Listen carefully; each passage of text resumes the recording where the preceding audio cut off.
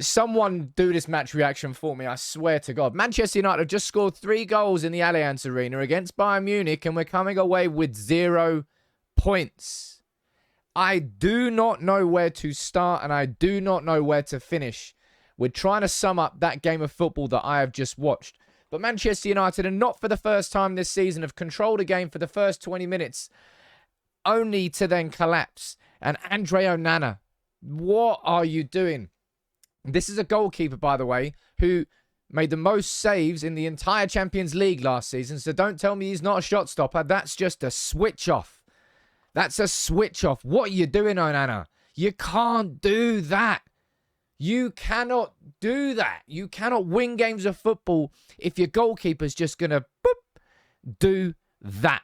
Because in that first 20 minutes, Manchester United had more than the measure of Bayern Munich. We had the better of Bayern Munich. We were the better team. We set up in a really genuine shape. Collectively, as a team, we performed well. And then, all of a sudden, we're not 1-0 down for the second time. No, the third time in our last 4 games. Manchester United have conceded 2 goals in 5 minutes. And that's exactly what I look like. Just sitting there, just looking at the screen. How? How are we 2-0 down? The same problems again. The midfielders not tracking their runners to the edge of the box. And Manchester United collectively as a team just switching off after we concede. And not only that, we did it in the second half as well. Came out in that second half. Rasmus Højlund gets a goal and you're thinking, come on, baby. Let's do it. First half buried, but let's win this second half. Win it 2-0. Sod that. We've got this. Oh, never mind. VAR. 4 minutes later. You know, when it rains, it pours and all that. Manchester United have got a lot of problems behind the scenes at the club. A lot of problems with our team. And at that point in time, you kind of need a little bit of luck. You need a little decision here or there. Just to sort of help you through. These last 3 games, Garnacho being offside by a couple of millimetres against Arsenal. Rashford, the ball going out for a couple of millimetres for Højlund's debut goal against Brighton. And there tonight, Eriksen, what was he, 2 yards away from Upamecano? And that's a penalty. Get in the bin. Each game that passes, I love football a little bit less because of VAR. It is such a crap system that is just you may as well coach your players now. Just instead of heading for the goal, just head it into the player's arm in front of you. You might get a penalty. Whee. And then it was just that second half was just up and down and up and down. But we get another goal towards the end. Casemiro comes up with it. We've got a chance. No. Because for the second time in a game, we concede straight after scoring. It is infuriating.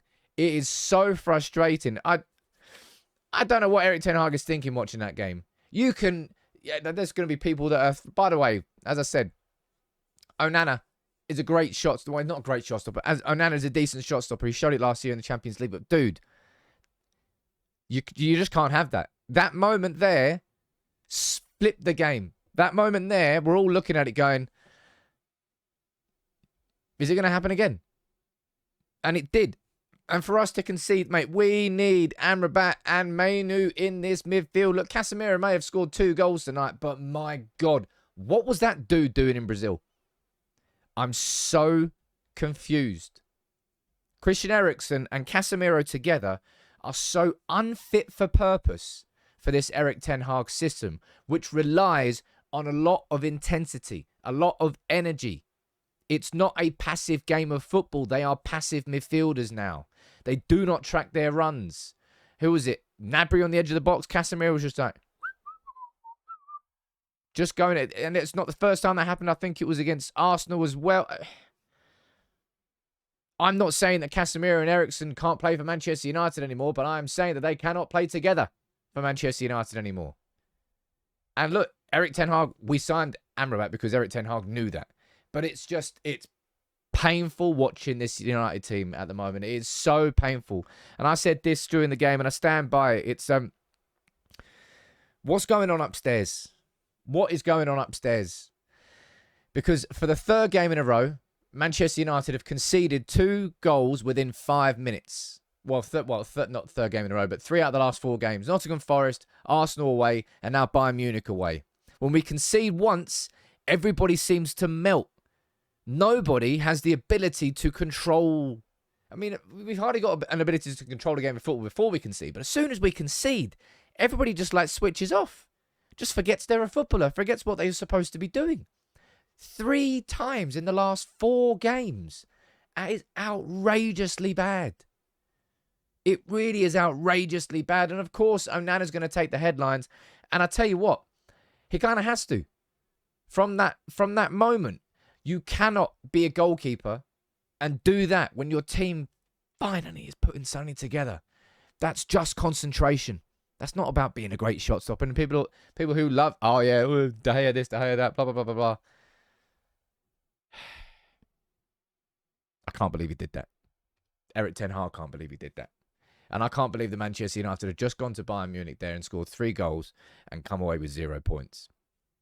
And there were a couple of positives to take from that game. They are minor, but there are a couple of positives. Rasmus Højlund, again, I'm looking at Rasmus Højlund going, I wish we had more of you in different positions. Just bright, talented, hungry, ready to play players. He's doing his job up front, and he had the talent. That was a good finish. It was a good move from Manchester United. And it's a decent enough finish. Got a little bit of deflection. Okay, well, fine. Second game in a row. Should have counted against Brighton. I don't think, well, sod that crap. But it's good to see him start, because I swear to God, I'll go back here. What is it with Manchester United and new signings? Are we cursed? Because you can name it on one hand, basically, signings over the last 5 years or so, probably longer than that, really, who have just hit the ground running, who have just come to Manchester United and gone, boom, here we go, here I am, and announced themselves. Harry Kane now got 5 goals for Bayern Munich. Jude Bellingham's got 6 in 6 for Real Madrid. Martinez, I think, Martinez went through a rocky period and then came through it. Bruno Fernandes is one that I can say, without doubt, came into the club and just took to it. Are we cursed behind the scenes? Does United just rub off onto these new signings? Because Onana didn't do that last season. No goalkeeper at elite level does that. Unless you switch off. And that's all that was a switch off moment after a 20 minutes where Ten Hag could genuinely look at his team and go, you know what? We're actually controlling a game of football. We're playing it, look, again, with Onana. This is, you watched what Bayern Munich did was exactly what Arsenal did against Manchester United. They didn't press Onana. Instead, they covered the options. So Casemiro and Eriksen, because of what sort of players they are, they don't have the energy levels to sort of drop a shoulder, lose their marker, and make themselves available for Onana, which then allows us to play out from the back through the middle, draws Bayern Munich forward, pass around, beat the press. We can't do it. We can't do it.